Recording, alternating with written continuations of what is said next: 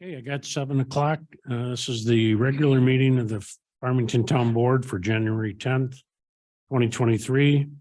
And the first thing on the agenda is we have a public hearing for the powers and Senate zoning. I have the town clerk read the notice. Please take notice, the Farmington Town Board will hold a public hearing on January 10th, 2023 at 7 p.m. at the Farmington Town Hall, 1000 County Road 8, Farmington, New York, 14425, to consider proposed revisions on a draft local law entitled A Local Law Amending Chapter 165, Zoning Law, Article 3, Section 165-12, zoning map by rezoning 2 parcels of land identified as tax map account numbers 29.00-2-13.10 and 29.00-2-14.000 from RS 25 residential suburban and LI light industrial to IZ incentive zoning. Any resident of the town of Farmington shall be entitled to be heard upon this matter at such public hearing. This by resolution, the town board of the town of Farmington. Thank you. Ryan, welcome. Thank you. Good evening, everyone. I'm Ryan Destro from BME Associates. Here with me tonight representing the applicant, Canandaigua Development Company LLC, is Rob Brenner and Brian Mahoney. We are here, as mentioned, for the incentive rezoning of the Power Property Route 96 project. To start off, once again, we'd like to thank the town supervisor and town staff for all of the coordination efforts to get to this point, where we have the proposed incentive rezoning for the power project. We met with town staff numerous times over the past year and have incorporated their input to get to the incentive zoning concept plan that we are presenting today. Over to my right. The subject property itself consists of 2 tax parcels with a total of 145.8 acres. It's located along the north side of New York State Route 96 to the east of Fairdale Glen and west of County Road 8, and extends up to Collette Road along the northern border. The existing zoning consists of 2 zoning districts. One being the limited industrial LI zoning district that encompasses approximately 2/3 of the property, extending from Route 96 to the north. And the second zoning district is residential suburban RS 25. That's located in the northern portion of the property and extends to Collette Road. For reference, we did provide this exhibit as well.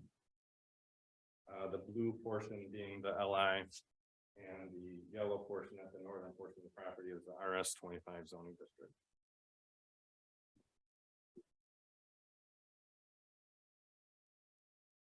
This incentive zoning proposal for the 145.8 acres consists of rezoning approximately 116.7 acres to a residential incentive zoning district. This district would include a 216 lot single family for sale residential subdivision. The density will consist of 1.8 lots per acre with a minimum lot size of 11,900 square feet or 70 feet by 170 feet in length. And this area begins approximately 750 feet north of the Route 96 frontage, extending to Collette Road. The property will be accessed by 2 new road connections to New York State Route 96, and also includes 3 right-of-way reservations to the east and west of the development to serve the properties to the east and west, I should say, respectively. Finally, the second portion of this rezoning request is to rezone the remaining 29.1 acres to LIGB incentive zoning district. This will be along New York State Route 96, and it will be for general business and limited industrial uses. This is per the recommendation of the town to preserve the commercial corridor along Route 96. We have provided an updated incentive zoning concept plan, which shows that 50,000 square feet of potential commercial building area can be located along the Route 96 corridor within the proposed lot standards. On December 8th, 2022, the town staff did provide us with a list of LIGB uses that they would be in support of allowing in this area. We do agree with that list We have one thing to add, which would be commercial plaza. And that would allow for a potential of two businesses to use the same, two or more businesses to use the same structure within that frontage, should that option be chosen. This incentive zoning proposal is consistent with the Town of Farmington Comprehensive Plan recommendations for the property. Per Chapter 4, Future Land Use Plan, quote, for example, the land located east of Fairdale subdivision tract is zoned LI Limited Industrial. The town may want to consider rezoning the area east of Fairdale to a residential use, which would be more consistent with the existing land use pattern. The residential development proposal is consistent with the adjoining residential developments to the west, as shown on the aerial exhibit provided, as well as the zoning exhibit. Flip it over to the aerial exhibit.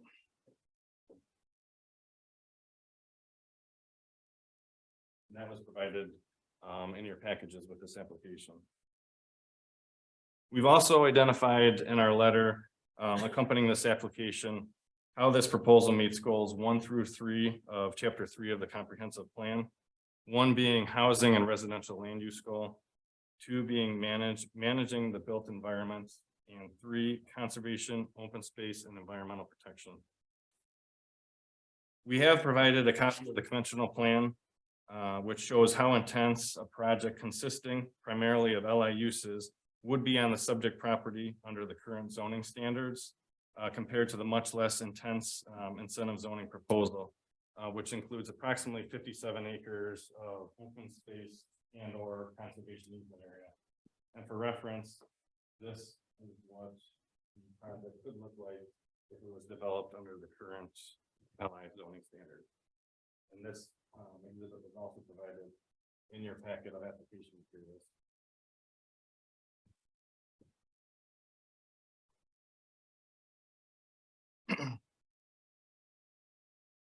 While this project could be considered eligible for a straight rezoning application to a residential district similar to the adjoining lands as recommended in the comprehensive plan, the applicant wishes to be a partner with the town in providing improvements that will benefit the community.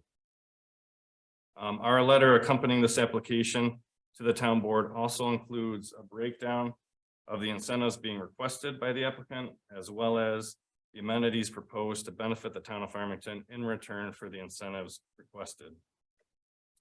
The amenities proposed for this project include a one-time cash payment to the town for $100,000 for the Beaver Creek Sewer Project. A one-time cash payment to the town in the amount of $50,000 for the town's sewer and force main feasibility study.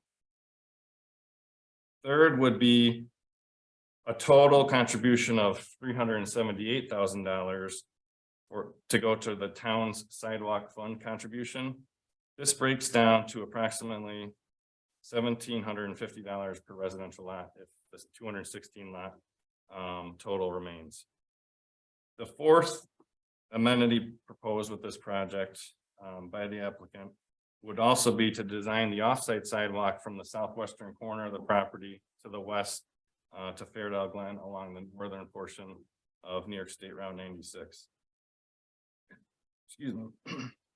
All in all, the total amenities proposed for this project include $528,000 at 216 lots. That is equivalent to $2,445 per lot, per residential lot, I should say. Following our coordination efforts with town staff, we did receive a letter from the town supervisor on behalf of the town board dated August 12th, 2022.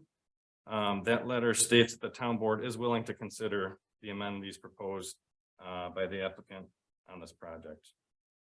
We also received a report and recommendation from the planning board on November 2nd, 2022. Part of the planning board recommendation included a statement recommending that the town board consider moving forward with the formal rezoning process for this project. In response to the planning board report and recommendation, we did provide a letter to the town board dated November 8th, offering input on the report and recommendations for town board consideration. And we did have a brief discussion about that, either the last meeting or the meeting before that, I believe. Also in response to the planning board report and recommendations, we've recently provided an updated incentive zoning concept site plan showing the net buildable areas for the New York State Route 96 frontage lots that was recommended in the planning board's report. We've also provided an incentive zoning concept utility plan. This plan shows the conceptual utility alignments, which includes 2 water main connections to New York State Route 96, 1 future water main connection to Colette Road at the north end of the project.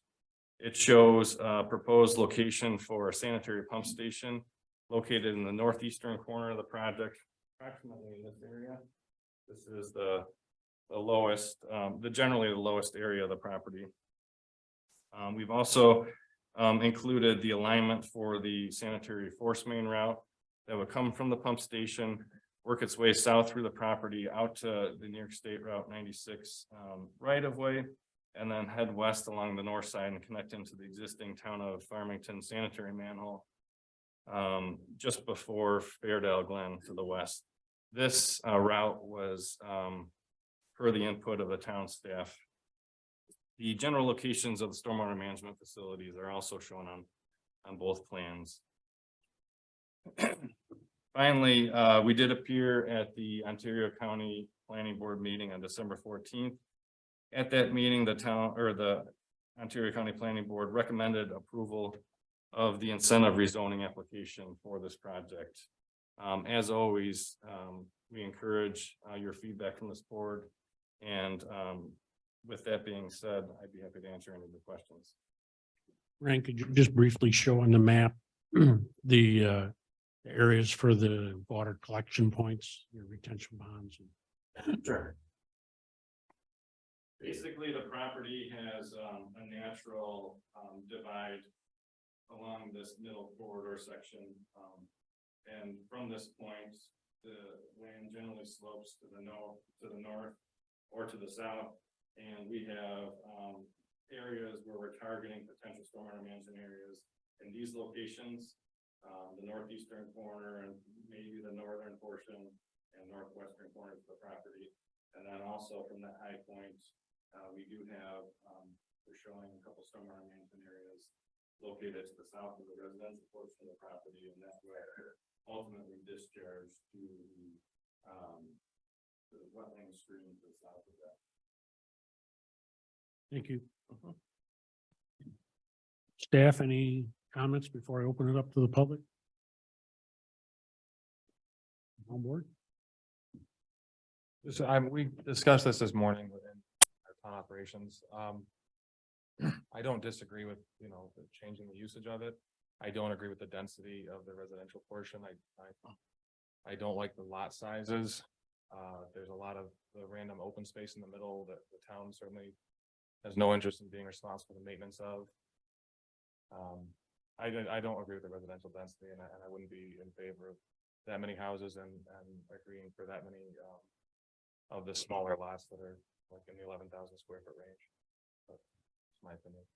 I think it creates some issues with the traffic. It's pushing the limits of sort of a number we determined as far as, 100 and roughly like 110 residential units per road access. That doesn't include the commercial and past projects where we've tried to kind of maintain that number have not also fed out on the Route 96, which is probably a busier road than most of those. I will answer that a couple ways. The lanes to the west for Hickory Rise, that was an incentive zoning project that was rezoned for 10,000 square foot lots, basically our R110. There's also an R110 10,000 square foot lots areas in the yellow area over here, and then R72, which is even smaller than 10,000 square foot lots in the Fairdale Glen region to the west as well. This project proposes lots that are slightly bigger than the R110 standard at 11,900 square feet. It is not dense when broken out into the overall property.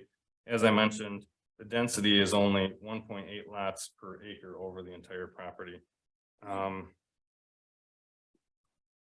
With respect to, I'm trying to think of the second thing that you mentioned. Just the open space. Oh, the open space, thank you. The open space, we haven't modified on our plan, but we did acknowledge that instead of leaving these as open areas to be dedicated to the town, the applicant has instead chosen to go the route to extend the lot lines, leave this as a conservation easement area, the same area, surface area as what's shown for the open space, but the applicant would extend the lot lines. So this area will be protected within a conservation easement, but it wouldn't be the town's responsibility. It would be protected within an easement, and then it wouldn't be the town's responsibility. It would be ultimately owned by the individual landowners. Great, thanks. So it'd be owned by the landowners, but you put restrictions on it as to. Correct. So you couldn't put sheds or pools or any other structures within that area, and then the agreement will be worked out between the applicant and the town to satisfy both concerns. Yeah, but if you have that area designated that they can't put anything on it and people start doing it, how would you stop them? I mean, that becomes a town. So, No, that again, if it's a deed restriction, it's courts. If it's just a deed restriction, it's courts are the ones that can enforce that. Town can't enforce a deed restriction, right? Correct, but if it's an easement. Yeah. Is what they're talking about, that would be. Yeah, that wouldn't be a deed thing. As long as you guys can enforce it. Well, that's. That's the concern. Would you like to? Sure. Rob is better tuned to this aspect of your project.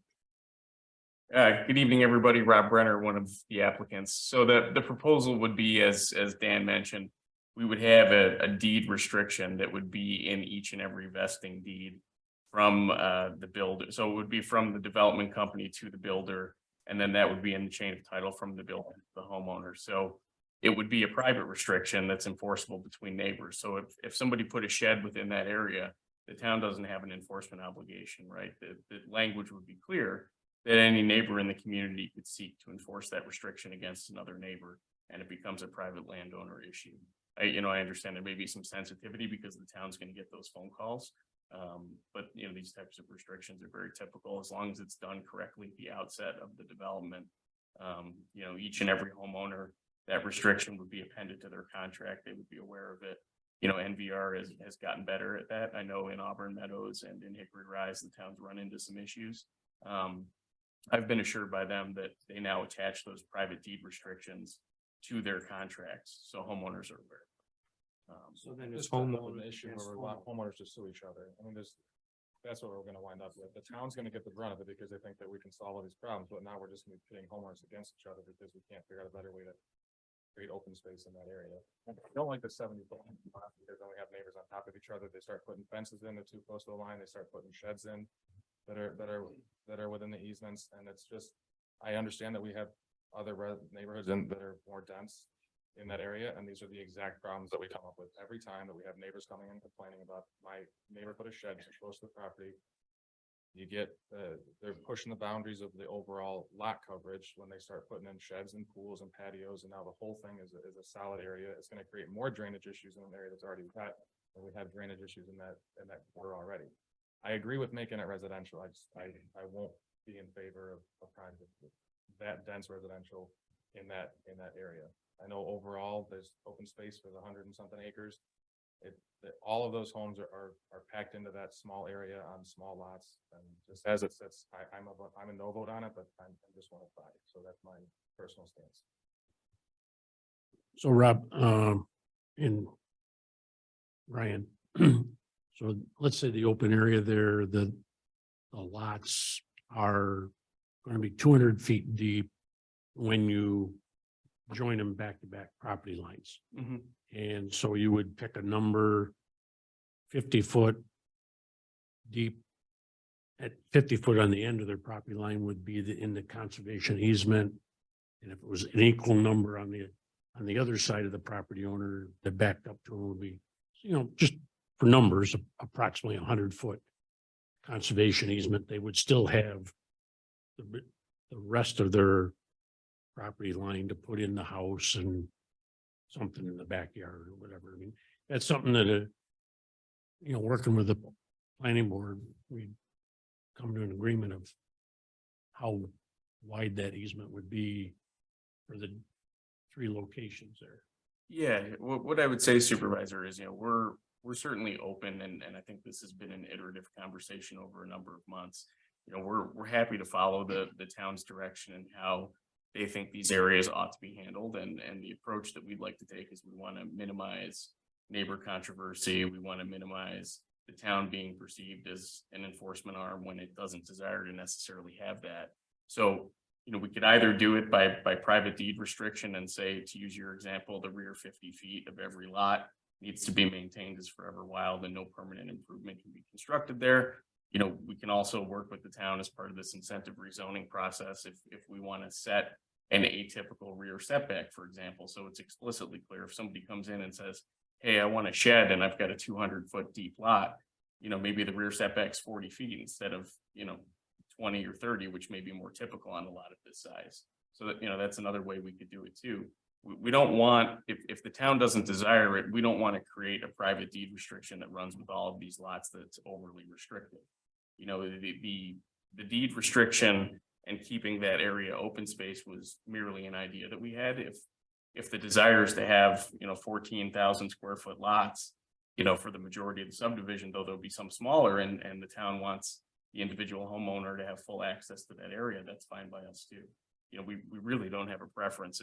If we want to see sheds in that open space area or swing sets, that's fine. Town board, any other questions? Dan, obviously your office is the one that's gonna get the call if something like this comes in. So I guess I would defer a little bit to building department to what makes it the easiest to handle these. Well, the easiest is to keep our back setbacks the same and don't put any restrictions in the backyard and just let the homeowners take care of what's back there. I think that you'll see that people will maintain the yards all the way to their property lines. When we start changing, a couple things happens when we change setbacks, as you recommended. Can be a tracking nightmare because every district has different setbacks, and so we try to keep them similar so that we don't have issues with a code officer overlooking that. You mentioned deed restrictions.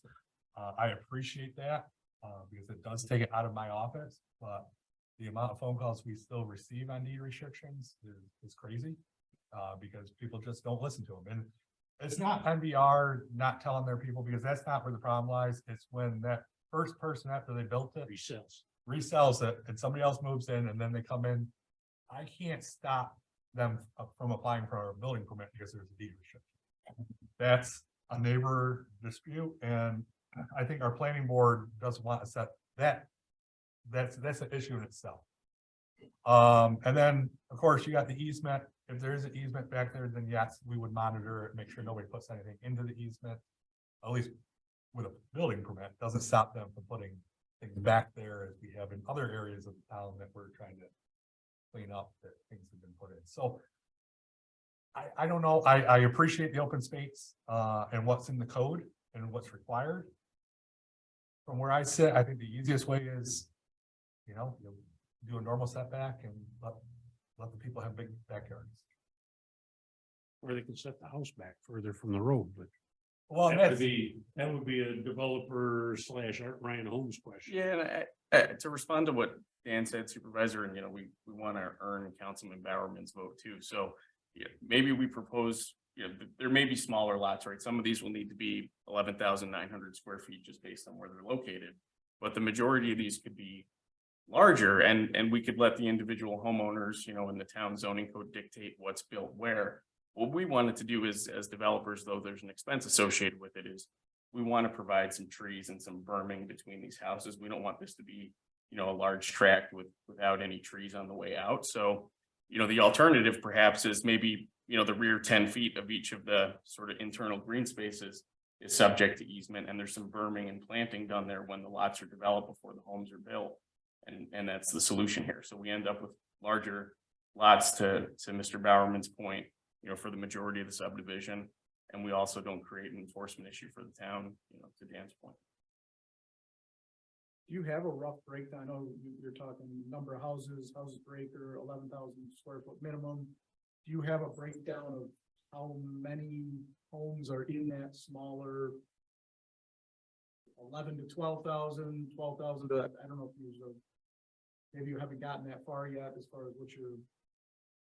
The majority of them probably are, because all of these along these straightaways are keeping to the 70-foot wide by 170-foot deep lot dimensions, but we could certainly increase the majority of all of these lot areas just by extending the lot lines so they meet with the adjoining rear neighbors. We were trying to provide, the intent of this was to provide a benefit to the people of this neighborhood. We're trying to have free. The town is not in support of it. I don't think we have an objection to this and getting not doing the country. I mean, that's not changing the density at all. That's just changing lot sizes with the same open spaces. Intact. My issue we run into most of the time is these narrow lots that are 70 feet wide, and the way they orient the house, that we have neighbors on top of each other, and they're pushing the side setbacks every time they try and put something in, and then we have neighbors coming and complaining that they just get a shed built, because a lot of people, believe it or not, don't come to the town for building permits when they put their sheds in. And then we have neighbors complaining about it afterwards, and it's on the property line, it's over the property line, it's way too close to setbacks, and then when we're trying to go back and after the fact correct it, it's a process for creating more work for our building department and our code officer. Part of the density is also to try and create a price point that the residents of Farmington would appreciate more than some of the upper levels of subdivisions in the area as well. Obviously, the price of oil and plastic has just gone through the roof. So price per linear foot of roadway costs are extremely high compared to where they were 5 or 10 years ago. So part of this density is to try and create a price point where that would be beneficial for the residents in the town of Farmington.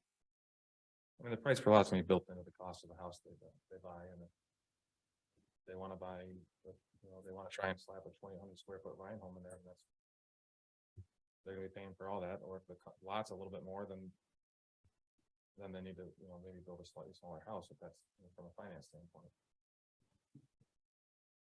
Okay, anybody else from the town board? Town staff? Anything? Public here in the room, any questions? Larry? I'm going back to what I said before. If they can find farmers, you won't pay the loan. It's really tremendous amount. Farmland doesn't have a law. Put 200 more houses there. Where they got their pond border my lane. Those ponds are filled with rainfall. And have water bubbles along in my land and they. Where I want you to even consider something like this, which should take care of the problems they got now. With the drainage problem. In this town, all the water coming to our area. Even on a fire, it's going to go right around and right back up. You got a water problem, drainage should be taken care of before you start on 200 and some more houses. Good farming. It's just, those ponds are worth. I know I got a big one right in my bag. And it's overflowing already.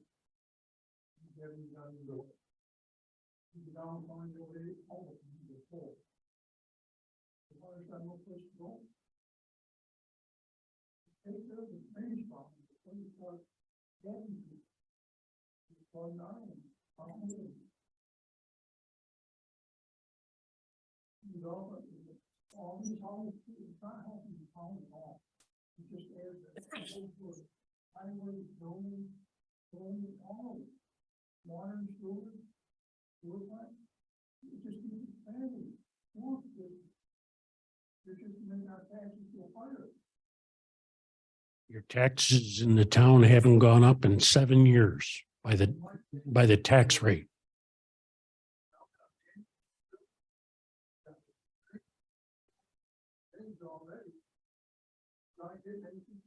Larry, you've had it. Again, the drainage district is west of County Road 8. You've had that for 20-some years. There is no ambulance district in your 2023 bill. That's in the general fund, which went down by 2 cents a thousand. Well, when you were here the night for the county, they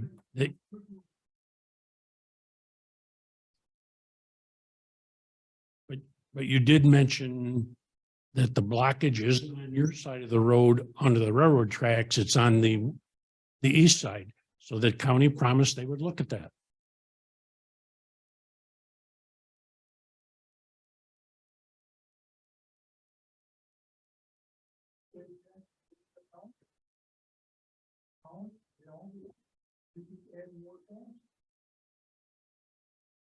Well, if we did nothing for 10 years, the taxes would probably go up too. One man's opinion. Thank you. Any response on the design as far as drainage design? Obviously, we would get into the design under the overall preliminary subdivision site plan design process.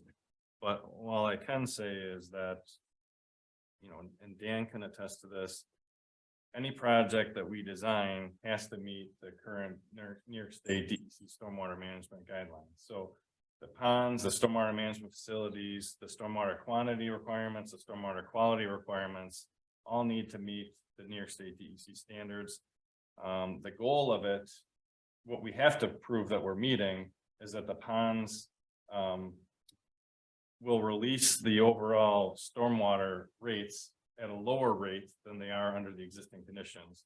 So whatever it is, whatever volume and rate is going towards, say, the northeastern corner of the property under existing conditions, the ponds will be created and sized accordingly so that they release that volume at a rate which is lower than the existing conditions.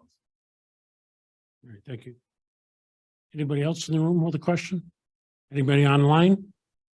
Yes, if you can hear me okay. Yes, we can. My name's Mike Phillips, 1110 County Road 8. A few questions. Does anybody know the consequences of losing 100+ acres of food production if the food producing property is rezoned? There. Rob, you can answer if you're the family property, but I believe it's been corn, right? Yeah, so it's been corn and it's been soybeans, so it switches, you know, year by year or every 2 years, depending on soil conditions. You know, when Brian and I bought the property from DeFelice, which is formerly the Twitchell property for folks that have been here a long time, and then we bought my great aunt Dulcie's property. You know, our desire is not to continue any farming operations. We've already discussed with Bob Bowe, who actively farms that ground, that we're not going to renew the lease. So I just don't think there's any relevance to a conversation about food production because we're not renewing the lease, whether or not the project moves forward. Thank you. The final question I have is, was there any elevation measurements taken on the property at this point? And I think it's somewhat due to what Larry was talking about as far as the water flow. Elevation measurements being topography. Our surveyors have been out there to complete their surveying and topo operations, but the actual elevations and grading plans will be provided as part of the overall preliminary and final site plan approval process. Ron, I'll reach to you, but one of our maps, or maybe two maps within the comprehensive plan, there are topographic maps Correct. in the town that somebody could look at also. As well as drainage divide and flows have been established for years now by Joe Lou Engineers, big engineering firm that did the mapping for the comprehensive plan. Mike, you're running that? A little bit, if you can get a little bit more closer to the microphone. I think I got the gist of it though. Okay. Yeah, it's basically who engineers does our maps for our comprehensive plan for many, many years. And within that, there's a whole series of maps. One shows the water flow and topographic map and land use map. There's a whole series there you can find on our website, and the building department would be able to print one out for you if you had one you want to see blown up. Very good. Thank you. That's all I have. Anybody else online? Okay. Appreciate your presentation tonight. We do have a resolution to extend this into February. The information you recently gave to us, obviously the staff wants to look that over. Dan or Ron, or Bill, any final comments? Nope, not at this time. Okay. I do have one that just popped back in my head. Mike. As far as the elevation goes and construction goes, will there be an elevation change? I know there's going to be large equipment out there, but will it stay the same height that is, or if there's going to be dirt coming in to create the higher elevation out there? Because as Larry was stating, the water will change. And I know the elevation when we built our house over here 12 years ago, just wanted to see where that water is going to flow, if the housing out there is going to get higher, or if it's going to go lower, or if it's going to stay the same. If that With makes that- sense. With any development, the goal is to minimize the earthwork operation because that will lower the costs of the final product. But ultimately, there is a cut fill balance that we have to obtain with any property. So during the preliminary design and final design, the earthwork would be graded, so it creates a site balance with the earthwork. One thing I'd add to that as the layperson at the podium here is the reason why we embarked on this project is when I walked the site when the corn was down. This is a really, really flat site. I understand that there's some topography, but as far as 150 acre sites go, this is a relatively flat site and it's a well-balanced site. There's going to be earthwork that needs to happen, but there's not going to be any substantial fill being brought in. We're going to be losing things on site and spreading things around to make it better. And as the developer and what DEC is impressing upon us is we need to improve drainage conditions. One of the worst investments I ever did was when I was a younger man. I bought a flip house in Arundecoit on Whitlock Road, and it had water in the basement. Every single day I went there to work on the house. And then a senior housing project came in our backyard right behind us. And as soon as they started moving people in, we had a dry basement. It's because they made the drainage in the area better. I think that, this isn't going to solve all of the County Road 8 drainage problems, but it's certainly going to improve conditions. And I think Ryan's engineering work, will attest to that. We're not going to worsen conditions. We'll be a step in the right direction in this corridor in that part of town. So, I don't want that to go unsaid because a large portion of the project budget is associated with drainage improvements. We're spending a lot of money to improve drainage. All right. Thank you very much. Thank you. We're all set, and we'll continue on with our program. Thank you for your time. Thank you. Appreciate it.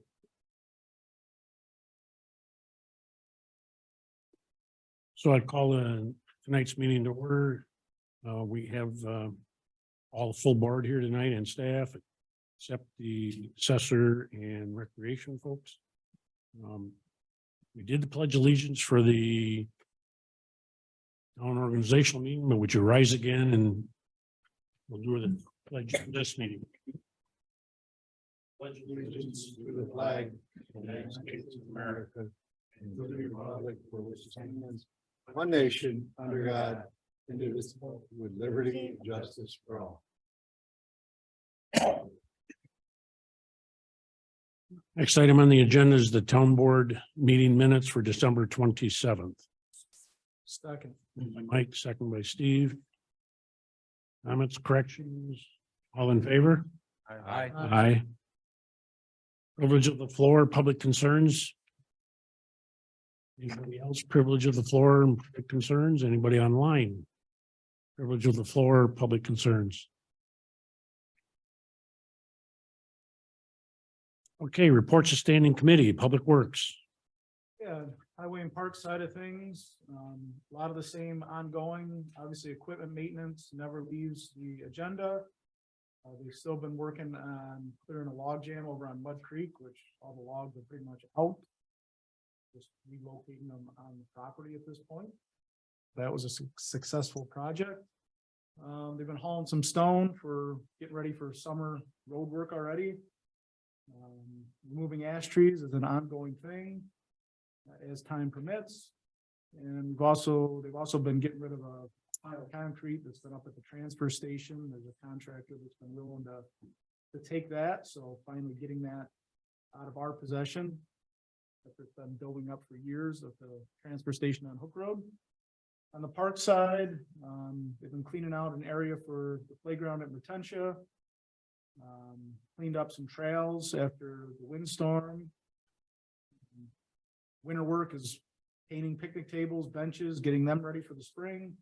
Mower maintenance, getting ready for the spring, and also had to do a little roof repair at the park shop after the windstorm.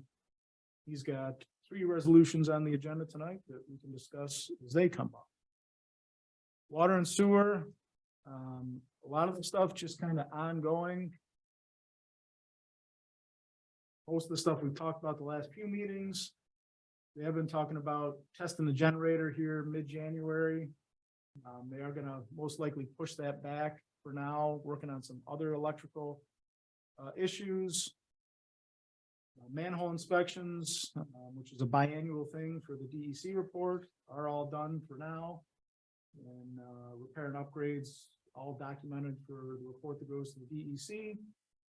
Water main at 332 and 96, everything's pretty much done there. We're just waiting on the health department. The certification was sent in. We're just waiting for their final approvals. And the work over on Town Line Road, again, everything is done that's going to be done for now. We just have a couple short side services for that line that'll be done again as the weather breaks here in the spring. This Friday, they're going to be reinstalling some sewer flow meters with our engineers, Victor's engineers, as well as the meter manufacturers reps, just to make sure we're getting everything in properly and getting good readings. Pretty much everything else has been reported on in past meetings, and he's got 4 resolutions that if there's any questions, we can talk about those later in the agenda. Thank you, Steve. Town operations. The town operations met this morning at 6 resolutions we can discuss as they come up. All the necessary sidewalk easements been filed with the clerk's office. And we're gonna have a resolution tonight to to authorize the execution of the state and local agreement for the first phase. So it's gonna be the planning and kind of design and implementation, and with, like we discussed this morning, with the rising concrete costs, how much of what we wanted to build will we be able to do the just basic cost increase that we're gonna have to figure in. At the next meeting, Town Operations Committee will be submitting our update on the comprehensive plan. We've had that for a little bit, just need some time to look over some of the sections of it. Director of Planning Development will be is continuing to work with the county and the 9 other municipalities that are within our current watershed. Again, this is, ongoing drainage issues that we know, and trying to get some funding, some federal funding to study that further. We are still waiting on the draft from the Ontario County Tourism for their recommendation and guidance for the Airbnb and short-term rentals. Once we have that, our staff will be putting together, looking at draft local law governing Airbnbs and the short-term rentals in Farmington. Town board anticipates making a determination of significance under seeker on the Farmington Market Center and Center rezoning application at the next meeting. We know the signs should have been ordered, hopefully for 332, the no standing signs. The sooner the better. At least once or twice a week, we have large trucks parked there. Both sides of 332 I see now, and I see people running across the street trying to get over to get their coffee or KFC or whatever, which is obviously probably even worse than having them parked on the, on the east side. Have somebody try and race across those lanes of 332. And Dan will report on all the building department numbers. Everything else will be on file. Thanks, Nate. Reports of town officials, supervisor. Today myself, the town clerk and our accountant went and visited town of Canandaigua and looked at their MuniLink software that we're going to have, and also how they receive the payments either by charge card, online payments, cash payments at the counter. We kind of reviewed that whole process with them. And when we get ready to turn this over in the June timeframe, Jane Chrisman, the town clerk down there, volunteered to come up here and walk us through the steps if we had any problems. So really appreciate that. Also, January 24th, we'll get the word out, but our town assessor and Donna LaPlante, the Ontario County Director of Real Property Tax Services, and Heather, one of the persons from her office, we'll do a 10 to 15-minute presentation here on 24 January, our next town board meeting.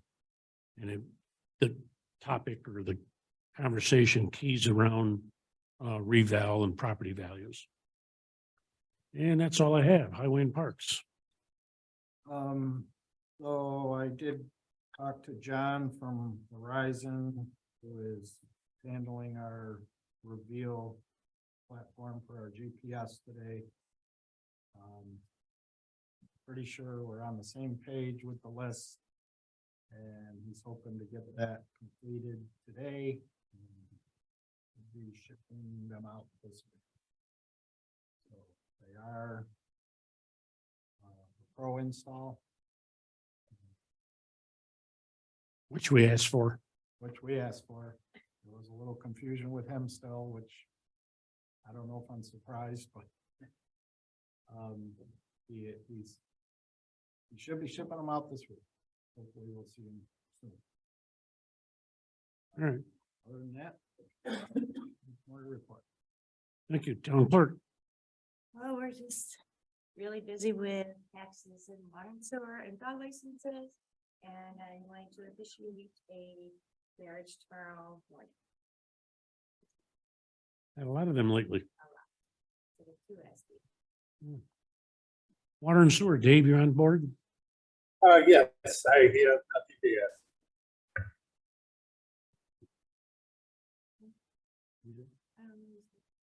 Can you repeat that, Dave? I have nothing to add. Okay, thank you. Building and zoning. All right, total stats for 2022, we did 949 permits. We did 3,234 building inspections. Fire inspections, we did 183. Stormwater inspections, that would be SWIFT and any pond inspections, that was 235 inspections. And our zoning officer completed 491 zoning inspections. We have been working on updates to the site design and development criteria. And also been working with water and sewer, and we're boxing up files to be sent out to be scanned in to go over to digital. And this morning, I did receive an email from the state saying that we could start submitting our 1203, which is our annual report to the state that's due by, I believe, April 1st. But we always try to get it in January, February time. So we're going to start working on that. Yeah, I saw that email. That's good. Planning board. Yeah, next meeting, we'll discuss the commercial along from Farmington zoning. We'll look at that and give you our feedback on that piece of it. They have some conceptual plan, and then I think there's a letter. Okay, good. Ron, Director of Planning and Development. Yeah, the town ops report that Dan and I do bi-weekly was posted today on the website. There's just one part of that I want to bring out to everyone's attention. And that is that between January 1 of 2010 and December 31st of 2019, the town, according to the U.S. Census, reported a total of 455 additional dwelling units. Since then, in 2020, we issued 152 dwelling unit permits. In 2021, 171 dwelling unit permits. And in 2022, last year, 125 dwelling unit permits for a total of 448, almost equaling the 10-year period before. Other projects that were approved during 2022 that will be coming on the horizon here in 2023 and 2024 include Auburn Meadows, Monarch, Farmbrook, phases 7A and B, Hathaway's Corners, single family and apartments, and the Powers incentive rezoning, if you approve that. Without the Powers incentive rezoning, we're looking at 342 additional dwelling units. So there's still continued substantial interest in development here in Farmington. We have the resources to accommodate that. And we've been following the comprehensive plan by focusing that growth and development in the southwest quadrant of the town. So I just wanted to bring that up. And thank you to the building department, Sarah and Dan, for pulling together that information. Which was instigated by a request from one of the projects here in town that's seeking a grant application, wanting to know what the future holds for Farmington. Thank you. Thanks. Town engineer, Bill. Yeah, I think Steve covered pretty much everything we were working on here. We'll soon be looking to get out to bid North Road water main. We've been planning on that. Just one update since this morning, we did do some sewer I&I investigation around Mertensia and Dohaven area, and we did find a couple small sections of sewer contributing to I&I there. So we'll have a report to the town on that, and we'll have a little work to do, David, to investigate the precise source of that, but that's some good news on that front. Continuing to find some things there, so. Yeah, we suspected there's some there. We did, yeah, yep. It's not exactly where we suspected it, but it's contributing to the issue, so. That was good. Great. Thank you. Again, nothing tonight from the assessor, but he'll be here on January 24th. And recreation, in the fee schedule, they did raise their rates a little bit for the summer recreation program. And pretty soon they'll be having their ball meeting to schedule the fields here in the town. I'll, as soon as I find that out, I'll report that to everybody. Communications are on file. Reports and minutes are on file. First resolution is to continue the public hearing and further deliberation upon the Powers Incentive rezoning action to Tuesday evening, February 14th, 2023, commencing at 7 p.m. So moved. Second. Motion is second. It's the rezoning we talked about here tonight. All in favor? Aye. Aye. Here's the resolution of recognition for the 75th anniversary of the Farmington Volunteer Fire Association. So moved. Second. So I want to read some portions of this. The Farmington Fire Association, Volunteer Fire Association, is celebrating their 75th anniversary this Thursday evening at 6:30 at Station 1, if any of the board members would like to attend. The actual date of incorporation is January 22nd, 1948. It was also the same year that they had their first carnival. Not all of this is in the resolution, but looking at the history, most of the carnival that first year was not in Farmington. It was in Macedon and a portion of it in Farmington. Whereas the original Station 1 was built on blocks from a farmer's chicken coops, and the original members built the station by hand. Whereas the first fire trucks were secondhand vehicles, each member had to provide their own gear. Whereas Station 2 was originally a roll-up door barn at the end of Beaver Creek Road. But the existing Station 2 was built and dedicated in 1975. And Station 1 was remodeled and greatly expanded in 1983. Whereas now the members are in the process of planning for a new Station 2 that will better suit their needs. And this is, I find this very interesting. And whereas 30 charter members, none of which are alive today, among them were family last names of Allen, Bow, Devlin, Gardner, Herendeen, Holtz, Kattenmeyer, Mayer, Martz, Padgham, Peglow, Tim, Poppenhusen, Sheldon, Werlin, Wiggert, Wells, Wyman, Young, and Zobel. There was multiple family members in there that were charter members. The first three chiefs were Lloyd Wells, Carl Poppenhausen, and Robert Bow.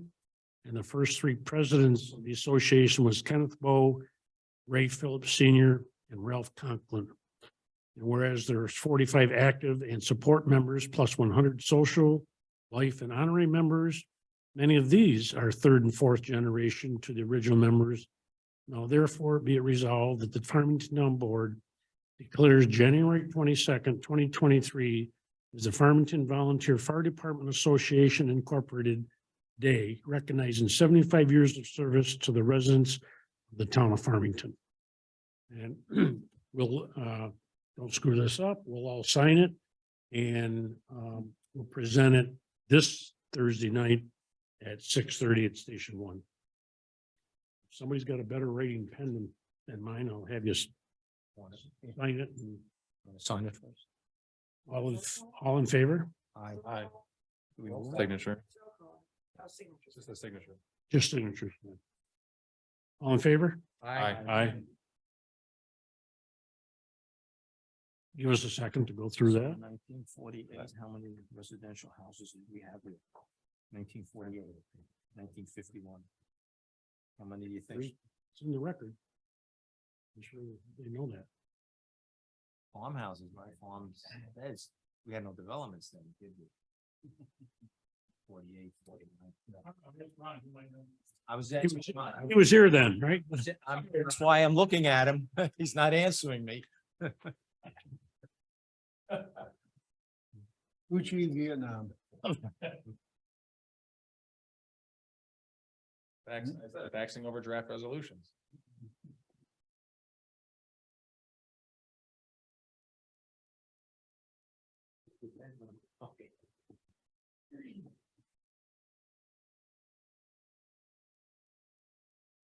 Okay, I'll try not to destroy that between now and Thursday.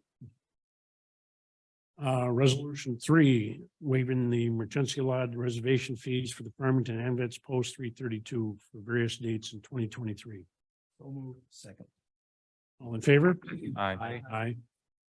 4 is a resolution waiving the Emergency Lodge reservation fees for Cobblestone Arts Center Day Hab program for adults with disabilities, again for various dates in 2023. So second. Motion is second. All in favor? Aye. 5 is a confirming resolution for installation of new electric service, PRV number 3. That's at the corner of County Road 8 and Canandaigua Farmington Town Line Road. At a cost not to exceed $11,241.03. Second. Motion is second. All in favor? Aye. Aye. Number 6, resolution authorizing the town supervisor to sign a consultant services agreement with Mutual Choices at a cost not to exceed $1,100 per month. So moved. Second. Motion is second. All in favor? Aye. Aye. 7 is a resolution authorizing the town supervisor to sign annual software support contract for municipal accounting and budget preparation software with Williamson Law Book Company at a cost not to exceed $1,366. So moved. Second. Motion is second. All in favor? Aye. Aye. Number 8, resolution authorizes successful completion of probationary period for Joshua LaPlante with a pay increase of 70 cents per hour effective with payroll 2, which is January 8th. So moved. Second. Motion is second. All in favor? Aye. Aye.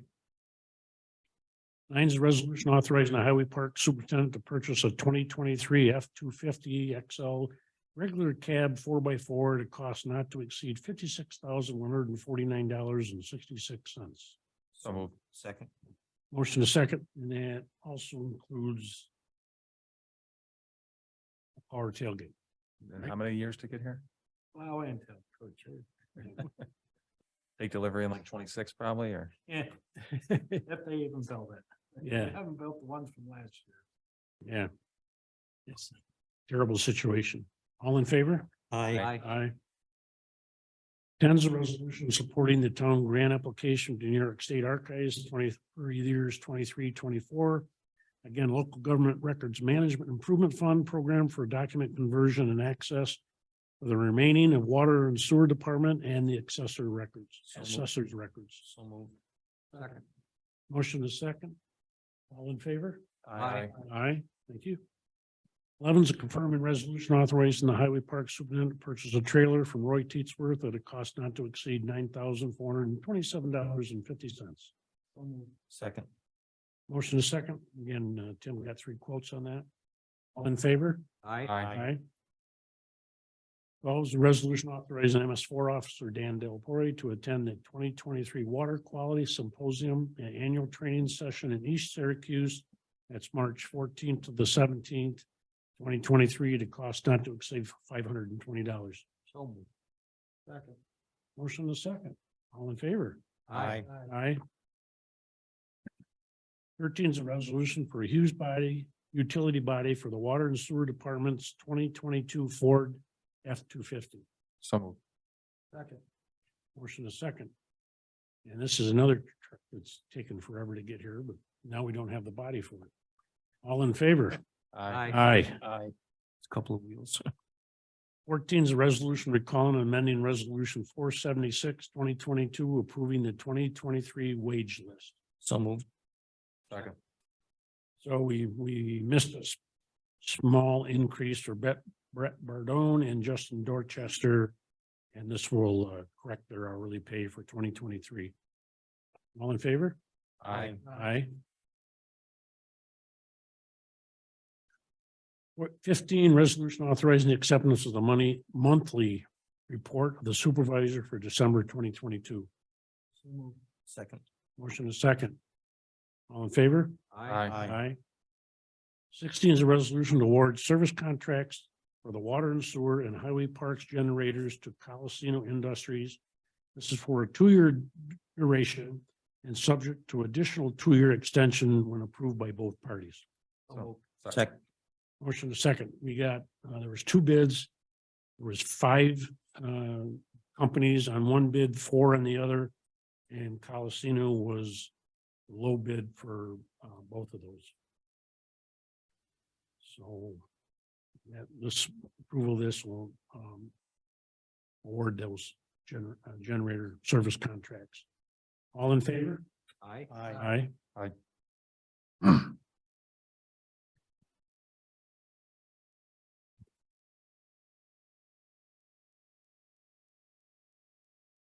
Seventeen is resolution authorizing successful completion of probation period for Daniel Wesson over a period increase of $1 an hour effective with the payroll to January 8th. Second. All in favor? Aye. Aye. 18 is a resolution authorizing implementation and funding of the first instance 100% of federal aid and state Marcelli program aid eligible costs of a transportation federal aid project PIN 4761.41 Farmington Sidewalk Trail Connection Phase 1 and appropriating the funds therefore. So moved. Second. Motion is second. This is part of our sidewalk tap grant. All in favor? Aye. Aye. 19 is a resolution authorizing a partial release of funds, number 1, for establishment from the established letter of credit for site improvements associated with Auburn Meadows, section 8S, and the total amount of $221,760.03. Second. All in favor? Aye. Aye.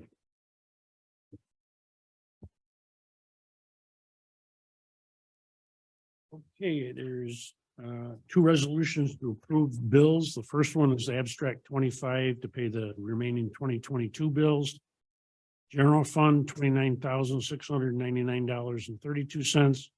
Highway fund, $41,146.38. Sidewalk capital project, $240. Fuel station capital project, $380. Water tank repair, $2,887.50. Storm drainage, $36.54. Sewer district, $4,495.06. Water district, $479,439.84. Payroll deductions, $30.64. For total abstract, $558,355.28. So moved. Second. All in favor? Aye. Aye. Abstract 1 for 2023, general fund to pay the bills, $78,038.71. Highway fund, $30,244.81. Beaver Creek Park, $303.02. Sidewalk capital project, $480. Storm drainage, $8,818.01. Sidewalks, $427.50. Sewer district, $56,666.19. Water district, $23,914.63. Payroll deductions, $9.64 for a total abstract of $198,902.51. Can I have a motion, please? Second. Motion is second. All in favor? Aye. Aye. No training under $100, no discussion items, no executive session. Is there anybody to bring anything to the board? Any public concerns thought about now at the end of the meeting? All right, just in case, I think this resolution was pulled because there was enough funds in the 2022 budget, but just in case there wasn't, I'd like to add this as a waiver rule just to cover it in case we're wrong here, but it's basically moving in the water personnel to the water personnel overtime in the amount of $3,000. And that it's covering the last pay period in December of unanticipated overtime expenses with a water break and a sewer pump station problem. So can we have a motion on that? So moved. Motion the second. Again, all in favor? Aye. Just in case we need it. All right, hearing nothing else before this board, we will entertain a motion to adjourn. So moved. Second. Motion in a second. All in favor? Aye. Aye. Thank you, everybody. See you on the 24th. Yeah.